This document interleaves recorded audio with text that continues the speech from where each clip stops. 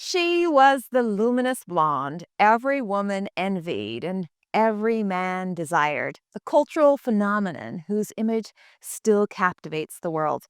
But behind that trademark smile lay a haunted soul shaped by neglect, heartbreak, and the relentless demands of Hollywood. How did Norma Jeane Mortenson become Marilyn Monroe, the iconic bombshell?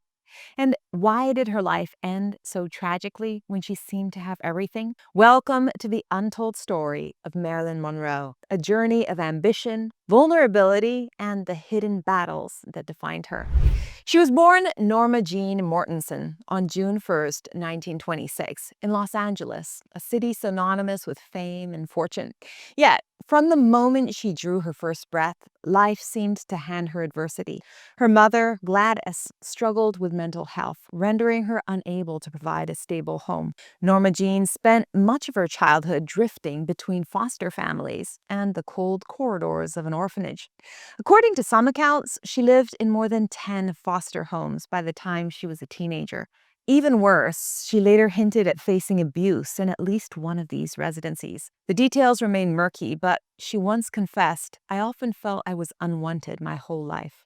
The emotional and psychological scars of those early years took root. As she grew older, Norma Jean craved acceptance and security, two things that had eluded her for so long. At 16, desperate to avoid returning to yet another foster placement, she took a drastic step: marriage. She wed a local factory worker named James Dougherty in 1942. It was far from a passionate love match. It was survival. But that union didn't last. While her husband served in the Merchant Marine during World War II, Norma Jean found herself working in a munitions factory. There, a chance encounter with a photographer set her life on a startling new trajectory. The camera adored her. Soft features, wide eyes, a mysterious blend of innocence and allure. Modeling gigs started pouring in. Soon, she realized that a new identity could be her escape. And so she took her first steps toward becoming Marilyn Monroe. Norma Jean's photographs landed on the desks of talent scouts at 20th Century Fox and RKO Pictures. After a handful of auditions, she signed her first film contract. She dyed her brunette hair platinum blonde, changed her name to Marilyn Monroe. Monroe was her mother's maiden name, and Marilyn evoked the glow of a rising star. Yet, even as her appearance began to match Tinseltown's glamour, Marilyn's insecurities followed her. Studios viewed her as a commodity to be sculpted and controlled. Early roles often typecast her as the alluring but naive blonde in films like Scudda Who, Scudda Hey, 1948, or All About Eve, 1950, where she had a small but eye-catching part. She longed to prove she wasn't just a pretty face, but a serious actress. That yearning for respect set the stage for a series of battles with studio executives who were primarily interested in box office success. They orchestrated publicity stunts, arranged ill-conceived interviews, and pressured her to maintain a perfect figure. Marilyn was famously weighed weekly by some producers to ensure she stayed within a narrow standard. These demands amplified her anxiety about her body and her worth, and the stakes couldn't have been higher. In the 1950s, Hollywood was dominated by moguls who dictated an actor's every move. Scripts were chosen, publicity campaigns rolled out, and personal relationships monitored. Marilyn had seen a glimmer of agency slipping through her fingers, and it terrified her. She feared sliding back into irrelevance, back to Norma Jean, the frightened foster child nobody wanted. In her own words, "I don't mind living in a man's world, as long as I can be a woman in it." Yet, being Marilyn Monroe demanded a constant performance that left Norma Jean feeling more invisible than ever. By 1953, Marilyn Monroe skyrocketed to stardom. Films like Niagara displayed her seductive mystique, while Gentlemen Prefer Blondes made her a worldwide sensation. That same year, she famously graced the first ever cover of Playboy, further fueling her image as Hollywood's reigning sex symbol. The box office receipts were staggering. Gentlemen Prefer Blondes was produced on an estimated $2.3 million budget and brought in around $5.3 million domestically, a profitable success at the time. But with fame came an unrelenting spotlight. Reporters pried into her personal life. Studio handlers scrutinized everything from her diet to her love interests. Fans clamored for autographs, photos, and a glimpse of her platinum locks. Women dyed their hair to emulate her. Men fantasized about her. Yet few truly understood the real person behind the persona. In the midst of this frenzy, Marilyn tried to find emotional security through marriage. Her second husband was legendary New York Yankees star Joe DiMaggio, an American hero and one of the most admired athletes of his era. Initially, the union seemed picture perfect. America's most famous blonde, wedded to its most beloved sports icon. But DiMaggio's traditional values clashed with Marilyn's Hollywood lifestyle. He hated her risque public image, despising the idea of her being ogled by millions. Tensions boiled over when she filmed the notorious subway grate scene for the 7-year Itch, 1955, where her skirt famously blew upward for the cameras. DiMaggio felt humiliated. Marilyn felt stifled. They divorced in less than a year. That broken marriage signaled a deeper dissonance. The more successful she became, the further she drifted from the quiet sense of belonging she craved. Unable to reconcile the public's appetite for the sultry bombshell with her private longing for a peaceful home life, she felt cornered. And that conflict was about to ignite an even bigger battle with the Hollywood system itself. Though renowned for comedic roles like the breezy How to Marry a Millionaire, 1953, Marilyn was determined to prove her dramatic chops. She studied at the Actors Studio in New York under the legendary Lee Strasberg, immersing herself in method acting to hone her craft. During this period, she also embarked on a tumultuous romance with playwright Arthur Miller. Those close to her noticed a change. Marilyn began reading voraciously poetry, philosophy, even heavier works by Dostoevsky. She was no longer content to be Hollywood's pinup queen. She wanted to be taken seriously. This led to a defining standoff with 20th Century Fox. She refused roles she considered beneath her talent and even formed her own production company, Marilyn Monroe Productions, in 1954. It was a near revolutionary move for a woman in that era, signaling she wanted a say in her career trajectory. At first, the studio fought back, suspending her and threatening legal action for breach of contract. Then came a surprising twist.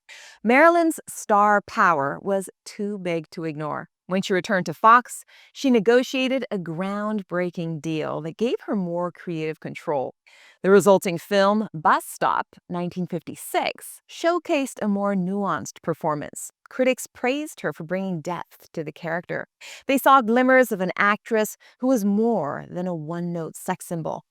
Meanwhile, her marriage to Arthur Miller seemed, at least initially, like a chance at genuine companionship. But their relationship was fraught with its own emotional turbulence. Marilyn's persistent insecurity, combined with Miller's literary temperament, led to painful misunderstandings. She felt perpetually inadequate, fearing she wasn't intellectual enough for him. He, in turn, struggled with her mood swings and the demands of fame she carried with her everywhere. Amid this internal maelstrom, Marilyn delivered one of her most lauded performances in Some Like It Hot, 1959. Directed by Billy Wilder, the film, made on a reported $2.9 million budget, earned over $25 million worldwide, and critics hailed it as one of the best comedies ever made. But even comedic genius on screen couldn't quell the growing storm inside her. As the 1960s dawned, the cracks in Marilyn's life expanded. She suffered multiple miscarriages, fueling a sense of failure and grief that gnawed at her. Friends remarked on her deepening dependence on prescription drugs, sedatives to help her sleep, stimulants to shake her awake, and barbiturates to calm her anxieties. Her professional life also grew chaotic. On the set of The Misfits, 1961, penned by Miller specifically for her, Marilyn's erratic behavior and frequent absences caused production delays and cost overruns. Crew members whispered that she was on the brink of a breakdown. Despite these troubles, her performance was poignant, a raw reflection of a woman grappling with her own loneliness. Then came her divorce from Arthur Miller. The love that once seemed so promising had disintegrated under the weight of emotional baggage. Once again, Marilyn found herself searching for stability in a world that offered her nothing but expectations and bright camera flashes. Social circles buzzed with rumors linking her to high profile figures, including President John F. Kennedy and his brother, Robert Kennedy. The gossip columns feasted on any hint of scandal, further isolating her. She was beloved and objectified, worshipped and ridiculed, admired yet pitied, a contradictory existence that left her feeling unbearably alone. On August 5th, 1962, Marilyn Monroe was found dead in her Los Angeles home. The official cause was an overdose of barbiturates, ruled a probable suicide by the county coroner. She was 36 years old. Almost immediately, conspiracy theories surfaced. Was it foul play, political sabotage, or simply an overdose by a desperate woman feeling cornered? Whatever the truth, her death reverberated across the globe. Fans mourned the passing of an iconic figure who represented both Hollywood glamour and profound vulnerability. Newspapers worldwide blared headlines: Marilyn Monroe dies, tragic end for a goddess. But behind the sensationalism lay a haunting question. How could someone adored by millions feel so utterly alone? The day after her death, Joe DiMaggio arranged her funeral, refusing Hollywood's presence. It was a final, intimate gesture for the woman he still cherished, a poignant end to a life that had always craved genuine love. In the decades since her passing, Marilyn Monroe's image has become an indelible part of global culture. Her face printed on posters, t-shirts, and murals worldwide. Fans continue to be mesmerized by her on-screen performances, her shimmering dresses, and that unforgettable smile. Yet, for all the glamour, her enduring appeal stems equally from her vulnerability. She once said, "I'm trying to find myself. Sometimes that's not easy." That single line encapsulates why Marilyn remains so compelling. She personified the universal struggle to be seen and loved for who we truly are.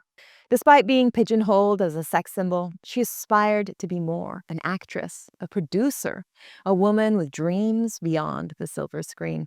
Her tragic end underscores a painful reality of stardom. All the money, fame, and adoration in the world can't mend a broken heart. Behind the legend is the memory of Norma Jeane, a foster child who never felt safe, never felt wholly loved, and never fully reconciled her public image with her private despair.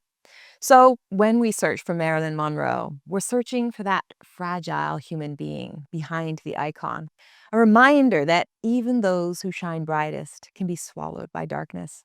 Her story, ultimately, is not just one of stardom, but of longing, resilience, and the tenuous line between dream and nightmare. Thank you for watching and remembering Marilyn Monroe. Her life reminds us that every glamorous photograph can hide countless struggles, and that sometimes the people who appear the most adored may be the ones who feel most alone. If this story resonated with you, feel free to check out the channel. There you'll find more stories where I talk about the challenging life of celebrities.